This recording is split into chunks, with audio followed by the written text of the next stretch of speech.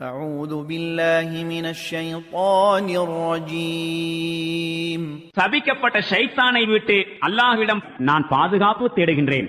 ألم تروا أن الله سخر لكم ما في السماوات وما في الأرض وأسبغ عليكم نعمه ظاهرة وباطنة ومن الناس من يجادل في الله بغير علم ولا هدى ولا كتاب منير.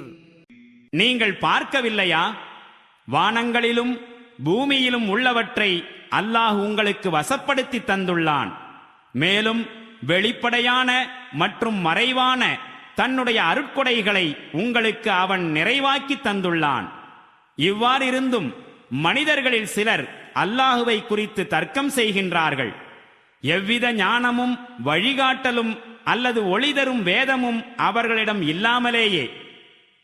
وَإِذَا قِيلَ لَهُمُ اتَّبِعُوا مَا أَنزَلَ اللَّهُ قَالُوا بَلْ نَتَّبِعُ مَا وَجَدْنَا عَلَيْهِ آبَاءَنَا أَوَلَوْ كَانَ الشَّيْطَانُ يَدْعُوهُمْ إِلَى عَذَابِ السَّعِيرِ. அல்லாஹ் இறக்கி வைத்ததை பின்பற்றுங்கள் என்று அவர்களிடம் கூறப்பட்டால், இல்லை, எங்கள் மூதாதையர்களை எவ்வழியில் கண்டோமோ அவ்வழியையே நாங்கள் பின்பற்றுவோம் என்று அவர்கள் கூறுகின்றார்கள்.